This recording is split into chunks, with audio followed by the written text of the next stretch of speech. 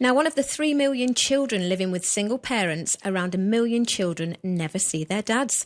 And nearly half of children in single-parent families are now living in poverty. Well, if this resonates with yourself, our next guest might be able to help. Welcome to the show, James Brien. Hi, Selina. Thank you for having me. You're welcome, James. You've been there, done that, wore the T-shirt. Can I ask what your story is? I basically, with my ex-wife and I, we grew apart, and we decided to separate and get divorced. I suppose the big part for me was that my ex-wife, she moved back down to Cornwall, where her parents are, and we lived in London. So it's like a 300-mile distance. The big issue for me was getting to spend time with my children and working out how to manage that. And you said to yourself at the time, you made a promise to yourself that one day you'd write a book so no other man would have to go through it alone, and you have done. It's called The Real Man's Guide to Divorce. Yeah, that's right. I mean, when I was, I'm quite an analytical type of person, and when I was, despite the fact that there's so many people that go through divorce, when I found myself in that situation, I didn't really have anyone to turn to that I would, that had gone through it, and I could sort of value their experience. In fact, the only person who had been through that actually lived in Spain, lives in Malaga, okay. And of course I'm in London. But you're quite conscious of how much kind of time and how much you can speak to people about it. You don't want to burden people. I just found it was quite a lonely time. Didn't really have anyone to speak to. Everything that I kind of found on the internet was really highly emotive and quite often quite destructive. And so I kind of worked, found my way through the situation, and I kind of promised myself at the time, I didn't want any other kind of man to have to go through that experience and think that they have to deal with it on their own. And I thought I'm going to write a book of my experience, and hopefully it'll help other people. Well, I'm sure it will. And to be perfectly honest, although I think we're getting better nowadays, it always seems to be a lot harder for men to talk about their feelings than women, doesn't it? I think it is. I did speak to, my friends about it, some friends about it, but you can only go so far, and of course, unless someone's really been through that situation and experienced it, the learnings that they can give you can only take you so far. You have to really speak to someone who's been through that and who's been through it successfully as well, because quite often people have awful divorces and breakups that go on. The issues and problems go on for months and years. And I know you spoke to solicitors as well, and you've put their comments in the book because, like you say, it's unprecedented for the person who's going through it. I mean, my first thought then, when you said that your wife took the kids to Cornwall, is she allowed to do that? Do you have no say that she's taking them so far away? Yeah, I mean, in my situation, it was something. I mean, we obviously discussed it. And from the children's point of view, it was the best because in my career I travel a lot. So it's not that I know I work a 9 to 5 so that I know where I'm going to be. And so for my wife to kind of ex-wife to start again and to bring up the children, she needed that the parents to be there to kind of help. So it was something that we discussed. But, the long and the short of it is it's very difficult for the non-resident parent. So the non-resident parent is the parent that doesn't live with the children. They don't have any rights, really, when it comes to what happens to the children. So you can't really, within the UK, you can't really stop something like that happening. Presumably, by law, she couldn't take them out of the country without your say-so to live. Yeah, exactly. The law, out of the country is different. Yeah, that's something then. It seems a little unfair. And for you then, when you do see the children, it must be heartbreaking to say goodbye. It must be heartbreaking for them and for you. Yeah, I mean, in the early days, it was particularly hard because you're used to spending, seeing them every day and spending so much time with them, and when you live with your children, it doesn't matter how much time you spend with them. It's never the same. It's never enough, and it's something that you've got to come to terms with. And of course, the children get upset in the early days as well. And they say time's a healer, and eventually it does work out. But you've got to facilitate that by avoiding confrontation and creating upsetting experiences. When you come into contact with your ex, and that if you can do that, and if you can manage that process, that helps smooth things through. And so, whilst my children, I see them every other week, and yeah, of course, they would rather me be there. They understand that I'm not, and they look forward to spending time with me.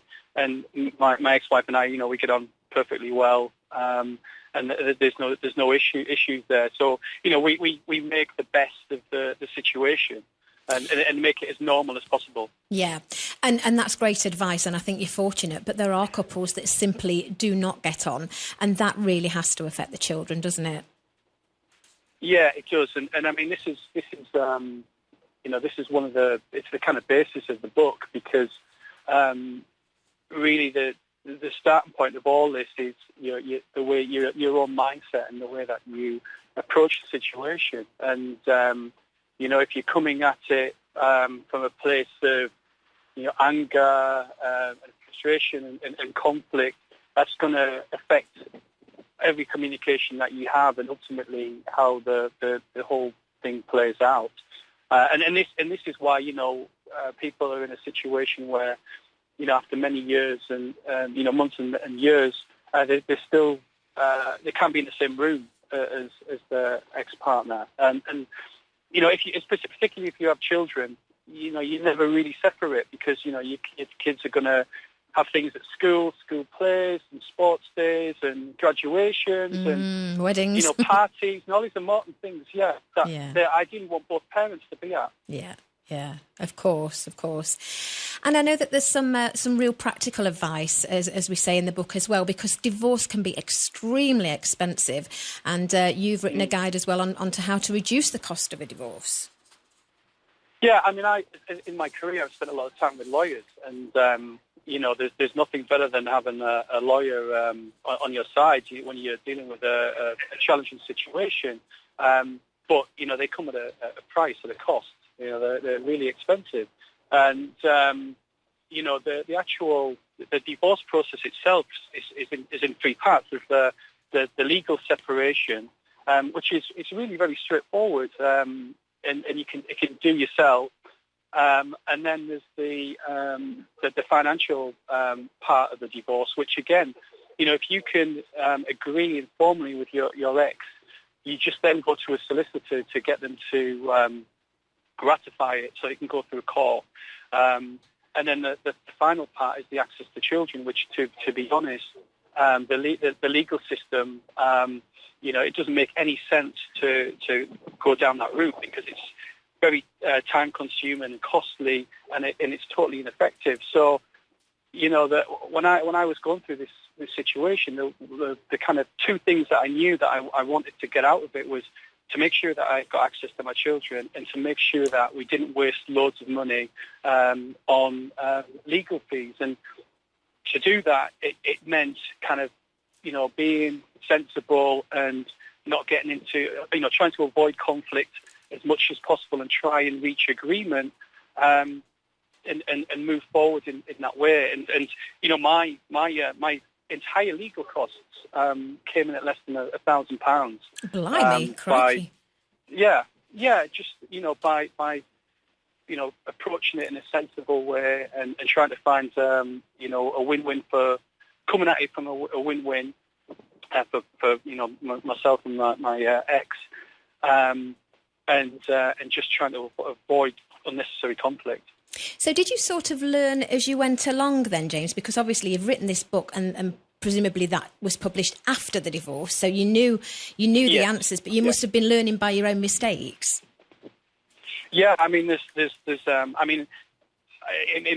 used the skills that I'd learned in my career. So in my career, I've for 20 odd years, I've worked around the world with different types of people, and you learn how to negotiate with people, and you work out how to communicate and build effective relationships with people, and you learn how to deal with really highly charged situations. So there's a lot of learnings came from that, but also it was kind of working through it and making mistakes, and that was part of the book. Part of the book was, yes, you can work this out yourself, and you can work through it and find a way forward. But it's always better to learn from someone who's been through that and has made those mistakes, so that you can fast forward. And what I'm trying to do is help people get through it as quickly as possible with the minimum amount of effort, so they can get on with their own lives and focus on being a great parent and getting their lives back on track and sorting the finances out and doing all those things, rather than just focusing on conflict and fighting and being kind of angry about the situation. Yeah, sadly it doesn't really help anyone in the end, does it, being like that?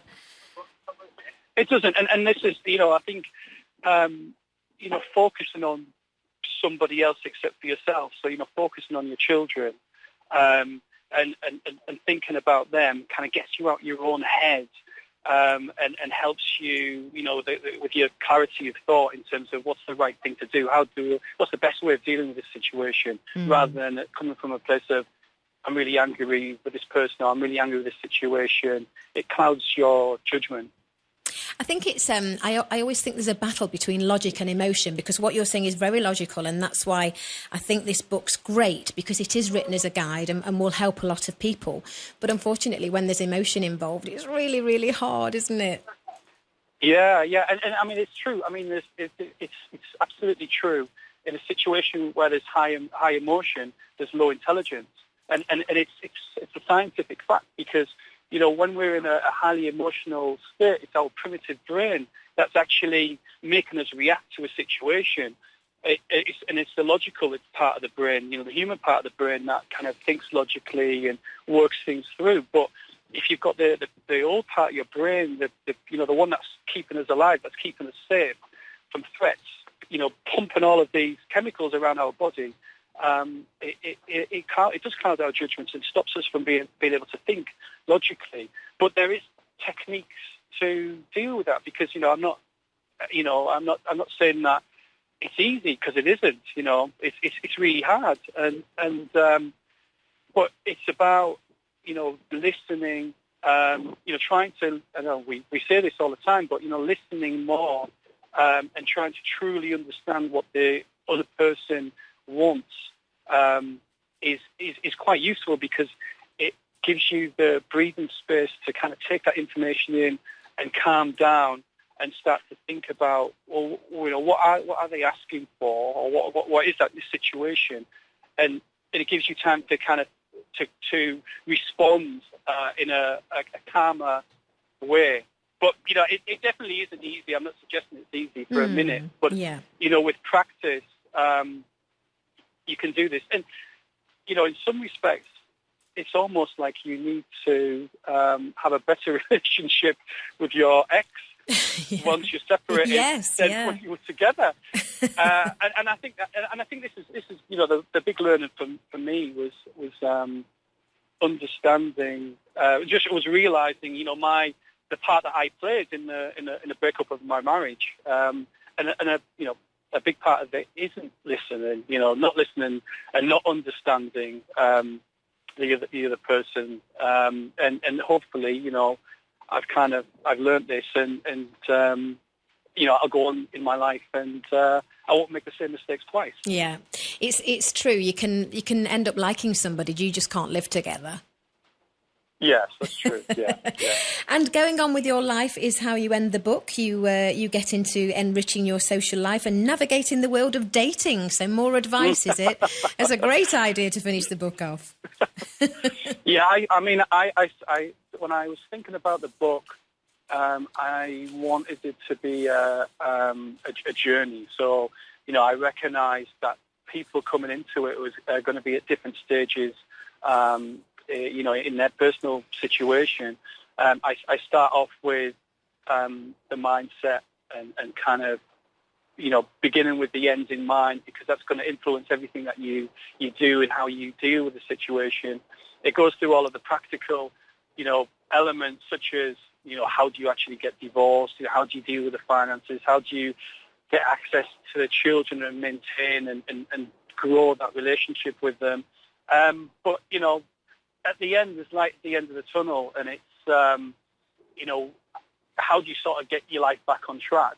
And so building that social life and doing things that, you feel passionate about, it's not only is it great for you as an individual, when you're happy and passionate about something, you bring good things back into your life. And, I kind of warn early on in the book about jumping into another relationship to kind of make yourself feel better. I think it's important to really understand yourself again, because sometimes when you're in a marriage, you lose some of your identity, what you're about, and I think finding out who you are again and doing the things that you like to do makes you attracted to other people, because people are attracted to people that are passionate and happy about life. Yeah, no rebound relationships.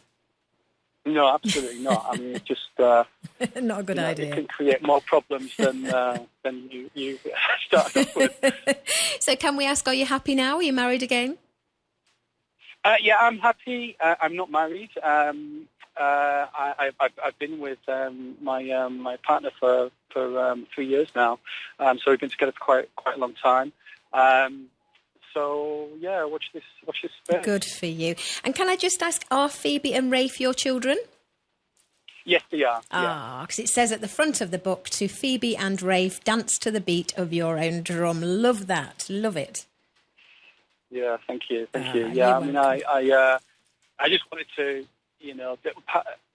one element of the book was to kind of show them, if you put your mind to something, you can achieve anything. And I'm a big believer in that. And so my daughter's quite proud of me. She's like, "Are you famous now, Daddy?" Oh, well, you are. You've written a great book and you're on the radio. Bless her. Yeah, exactly. I'm on the radio now. So, indeed. Yeah. Well, the book is called The Real Man's Guide to Divorce by James Brien, who we're speaking to now. And we're selling it on our website, tre.radio. Simply click on our bookshop banner and you can buy it right now from there. James, I'm so glad that you're happy now, and thank you for writing this book on behalf of everyone else out there that's going through a difficult time. Yeah, I just hope it can help as many people as possible. I suspect it will. Thank you, James.